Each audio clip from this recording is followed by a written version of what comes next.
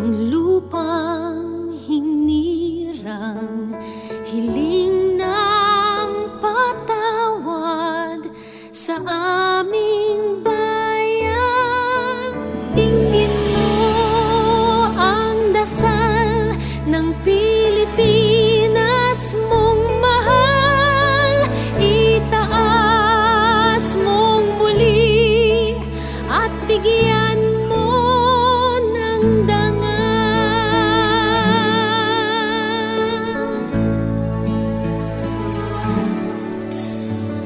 Ikaw ang pag-asa ng kapayapaan, ang kasaganahan sa aming bayan. Dinggin mo ang dasal ng Pilipinas mong mahal, itaas mong muli at bigyan mo ng dangal. Kung sakaling puso'y lumayo, nanunumbalik sa'yo, Panginoon, dinggin mo. Sa'yo walhati lahat ng papuri, sa aming salinlahi, ika'y maghari. Dinggin mo ang dasal ng Pilipinas mong mahal, itaas mong muli at bigyan mo ng dangal.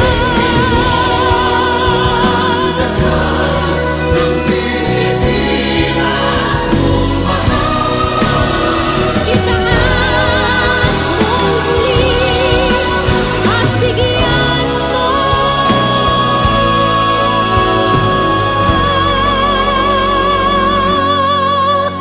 ng dangal.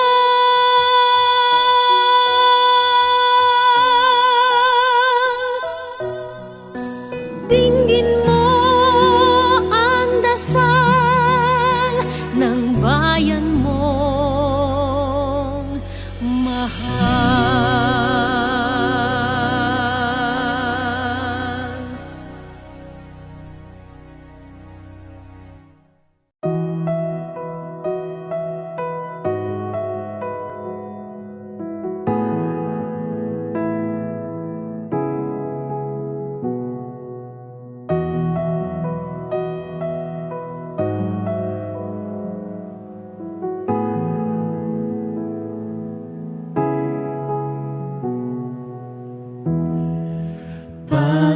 Panginoon, ang nais ko,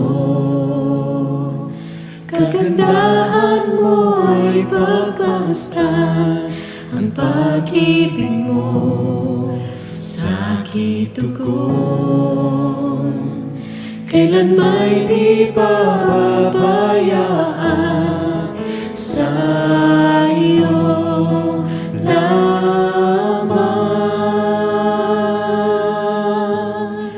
matatagpuan sa iyo lamang.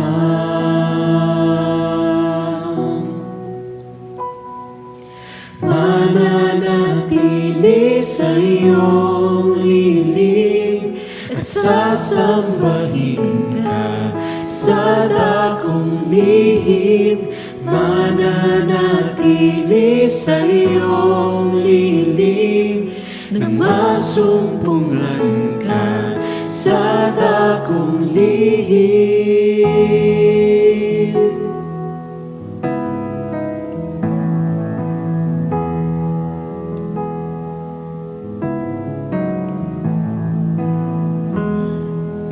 Panginoon, ang ngalan mo ay kalinga at sandigan ko.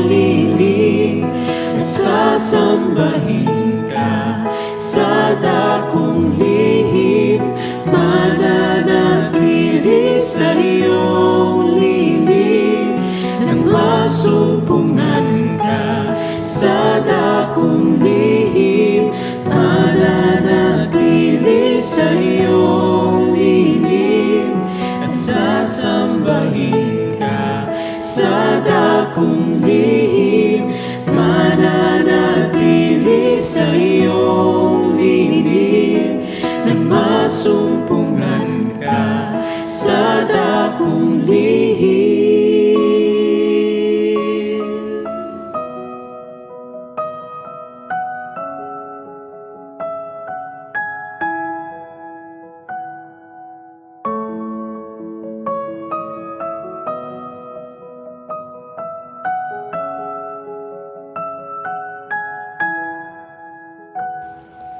Ang papuri ko ay tanging sa'yo, sa'yo lamang iniaalay.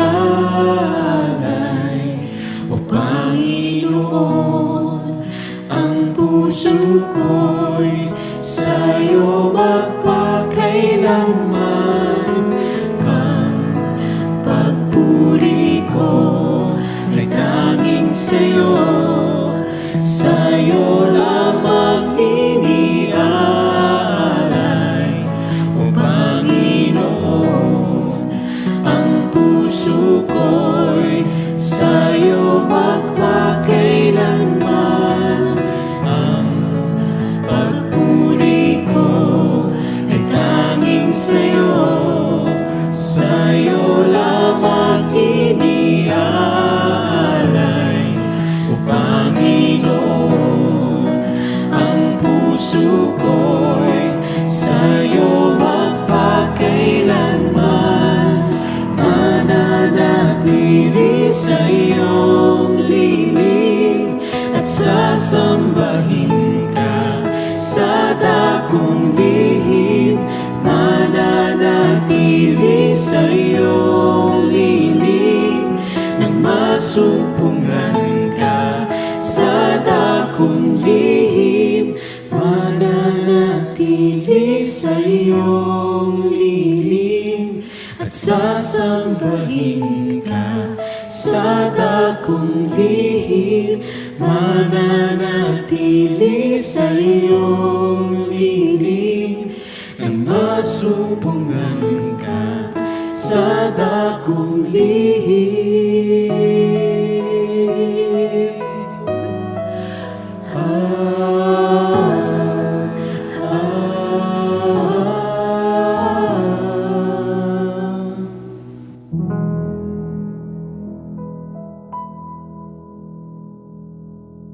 Tayo po ay nagkapatuloy sa 40 days of prayer and fasting para sa ating bansa, para sa ating mga simbahan. At ang theme verse po natin, 2 Chronicles 7:14.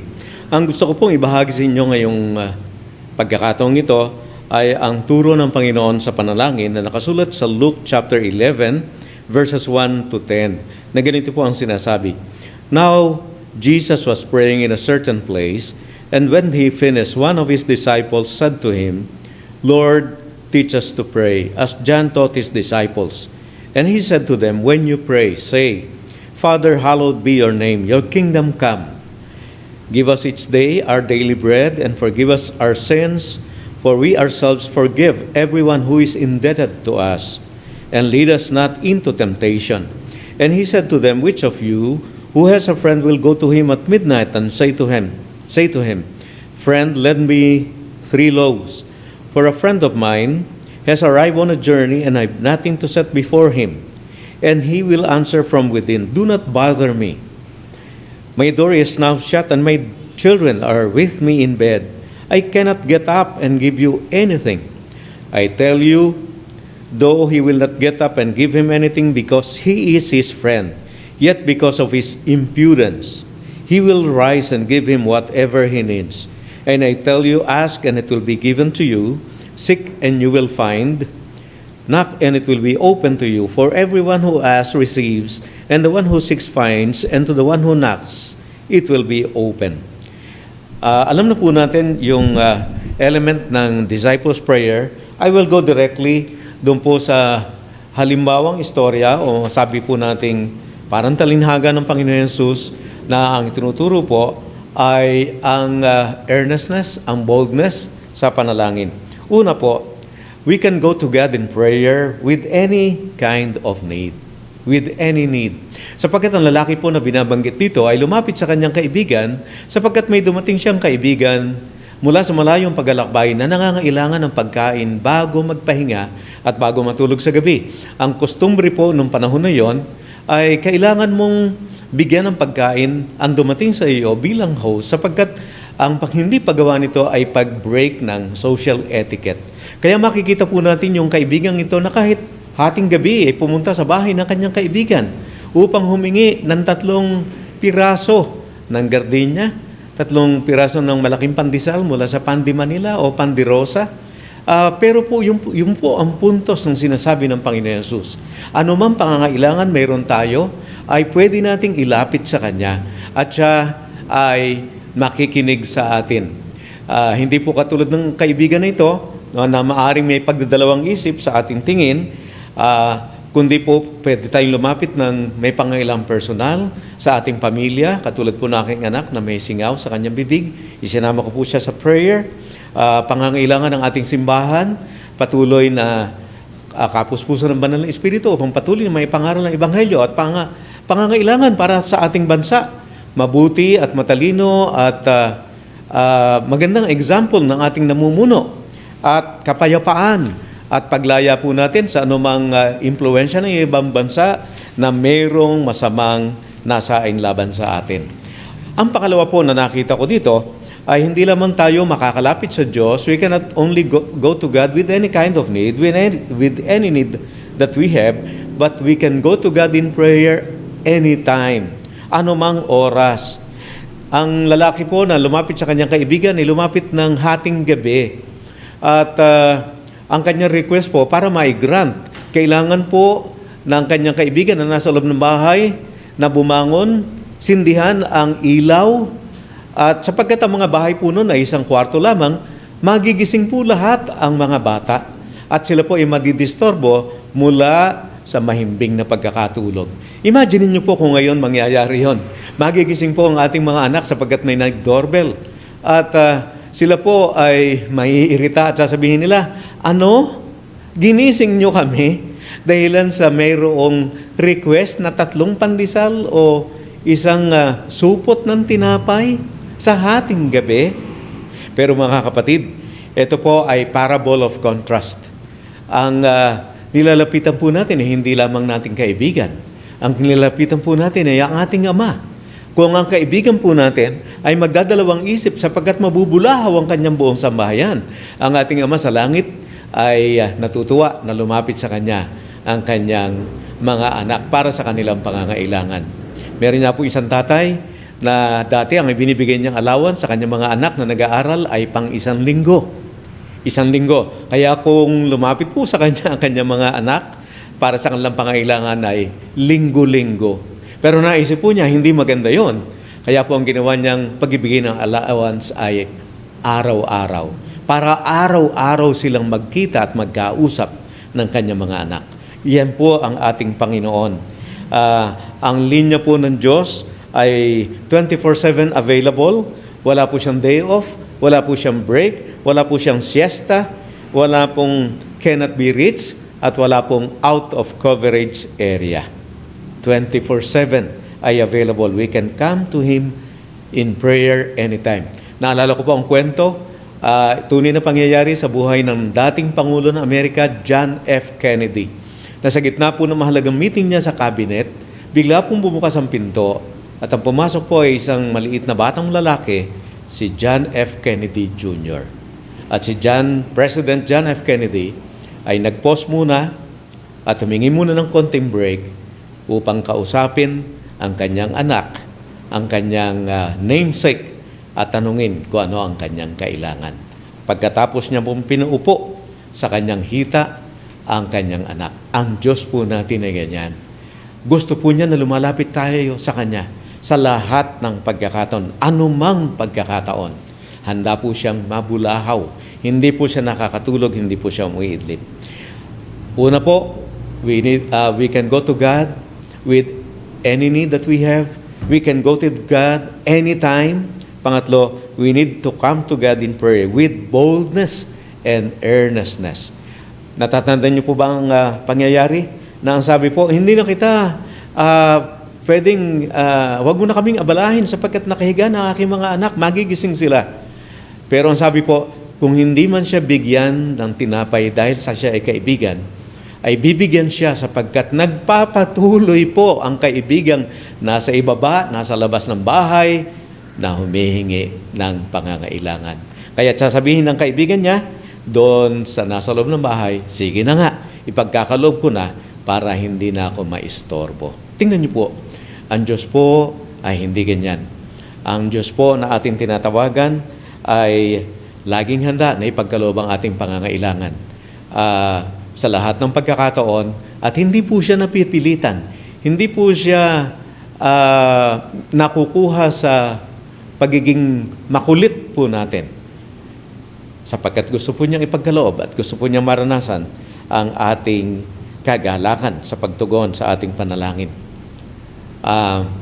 At hindi po tayo lumalapit bilang beggar, pero yun daw po ang kahulugan ng impudence. Tinignan ko po sa Merriam-Webster, impudence conveys the idea of urgency, audacity, earnestness, boldness, and relentlessness. May sense of urgency, mayroong kailangan na ngayon. Hindi po nahihiya, may katapangan, audacity, earnestness, may urgency, at hindi napipigilan, relentlessness. Nagpapatuloy. Naalala ko po, ang isang lalaki na namamalimos sa amin, 2-3 beses bawat linggo. Magdo-doorbell, bababa ako sa sakyan, siya uli, at humihingi ng tulong. At kahit sabihin ko po, ikaw na naman pala yan. Pero dahilan sa patuloy na humihingi, ayaw umalis. Maliban tumanggap ng tulong mula sa amin, ay bibigyan po namin every time na siya ay lumalapit. Mga kapatid, kailangan po natin ang ganyang earnestness, relentlessness, and boldness. Paglapit po natin sa ating Panginoon, sapagkat ang sabi po, ang humihingi ay makakatanggap, ang kumakatok ay pagbubuksan, ang humahanap ay makakasumpong. Patuloy po nating idalangin ang pagkakaroon po natin ng righteous and non-corrupt leaders ng ating bansa. Patuloy po nating idalangin ng delivery of essential services para sa ating fellow kababayans ay maipadala. Ang peace and order, ang pagkakaroon ng maayos na infrastructure, efficient healthcare para sa mga seniors, PWDs and PADs na nangangailangan.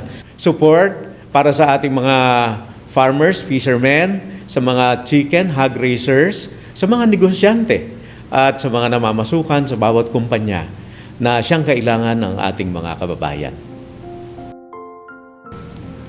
Let us read John 14:12-14. Truly, truly, I say to you, whoever believes in me will also do the works that I do, and greater works than this will he do, because I am going to the Father. Whatever you ask in my name, this I will do, that the Father may be glorified in the Son. If you ask me anything in my name, I will do it.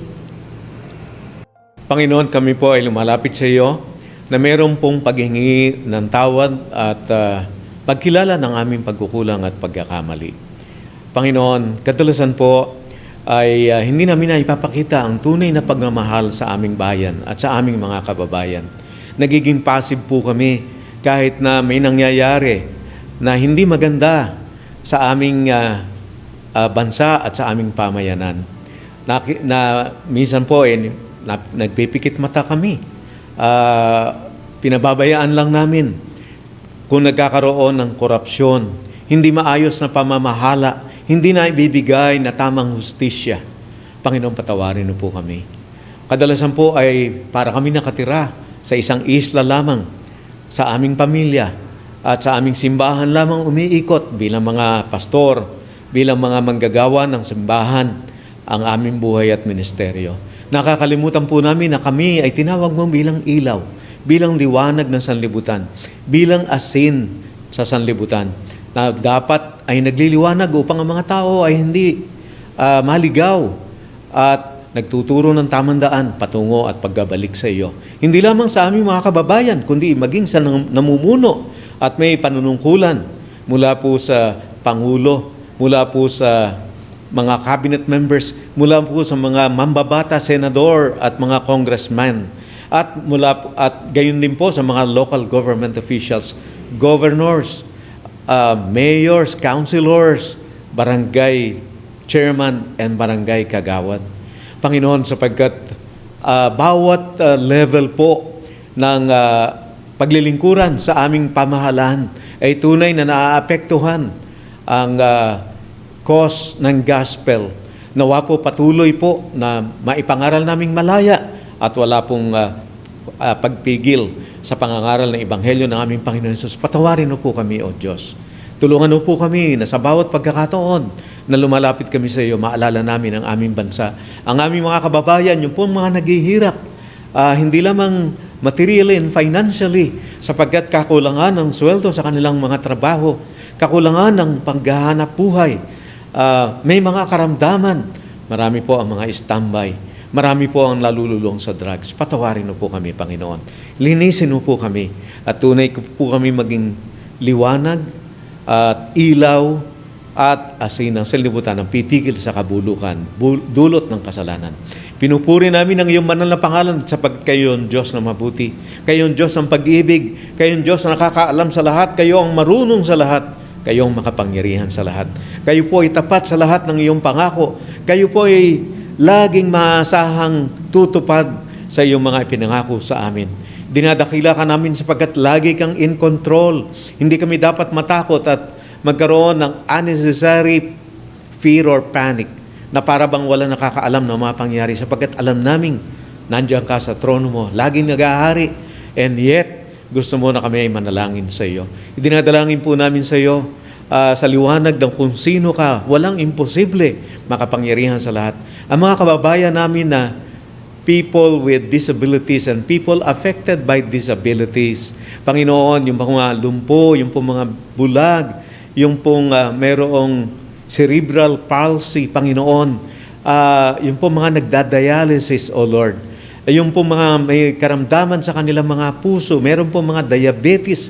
Dalangin po namin ang aming bansa magkaroon accessible na sufficient healthcare program para sa mga kababayan namin na hindi na sila mamumroblema kung saan nila dadalhin sapagkat ito ay available sa mga government hospitals and even private hospitals sapagkat mayroong PhilHealth na tutulong sa kanila, O Panginoon.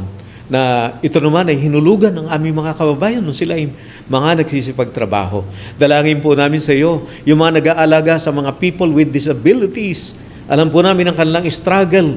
Kailangan nilang dalhin ang kanilang ama, ina, tsuhin, tiyahin, anak o kapatid, palagian sa mga ospital para for kanilang check-up, kanilang laboratory, kanilang consultation, at kanilang pagbili ng gamot.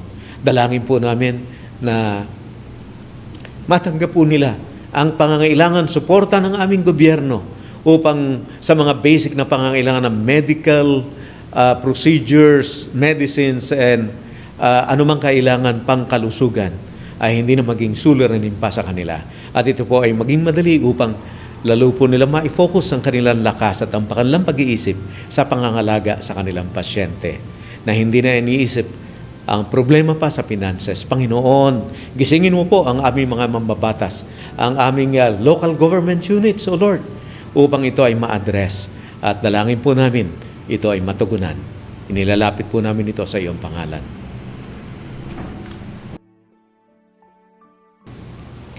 Lord, we pray for Filipino scientists' innovations and projects to prosper and benefit many people. We also pray for wisdom, understanding, and guidance for those in the fields of science and technology and healthcare. May they fully commit themselves to excellence and ethical practices and make decisions that are pleasing to God. Lord, nawa po magkaroon ng coordination and teamwork ang different government departments, agencies, NGOs to effectively respond to the needs of PWDs.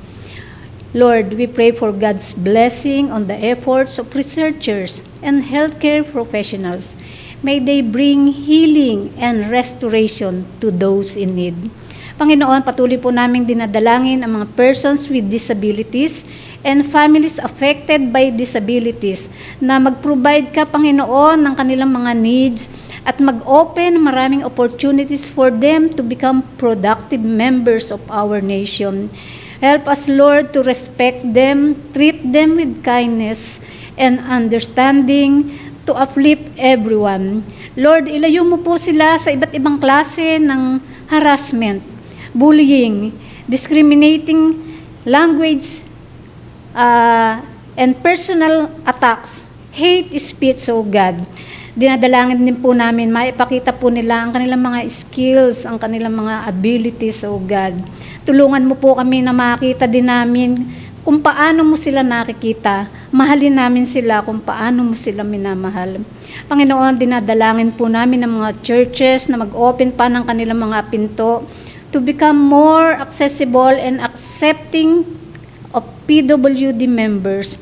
Nawa po ang mga churches ay lumabas sa kanilang mga comfort zones to visit families affected by disabilities and walk alongside them in the challenges they face. Nawa po maging conduit kami of your love, agents of your grace, O God. Dalangin po namin ang mga churches, mga barangays maging open at higit sa lahat, maibahagi po ang gospel sa kanila at sa kanilang mga pamilya. Panginoon, dinadalangin din po namin ang mga roads namin, buildings, and other infrastructures in our country na maging more accessible and friendly to PWDs to help them with mobility.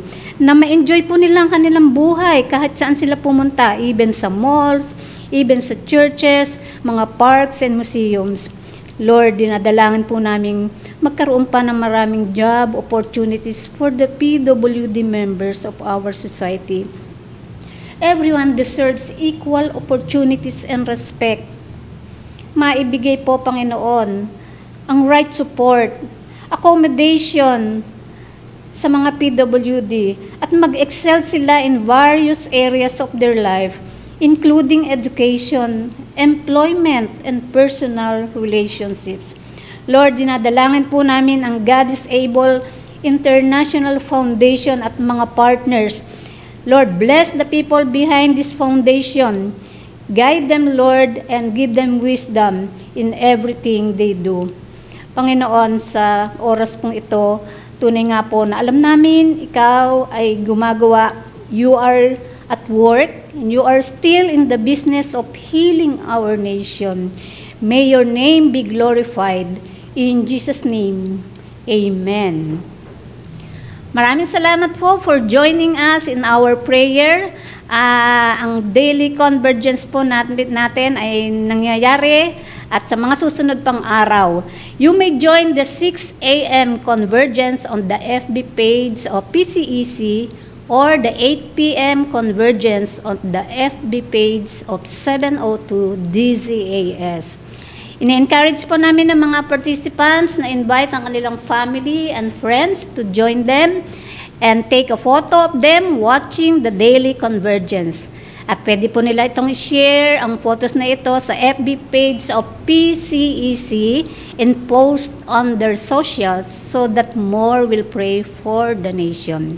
Ini-invite din po namin kayo at ini-encourage na mag-form po kayo na inyong sariling on-site prayer and fasting gathering on the culmination date February 28. Kung kayo po ay nasa Metro Manila, ang prayer gathering po ay mangyayari sa Green Hills Christian Fellowship from 9 to 12 p.m. to celebrate the end of our 40 days of prayer and fasting for the Philippines. Pwede rin po kayong mag-form sa inyong mga lugar. Maraming salamat po muli sa pag-join nyo sa amin sa prayer time na ito. May we all be an answer to our prayer for this nation. May the healing of our land begin with us. God bless the Philippines. Singing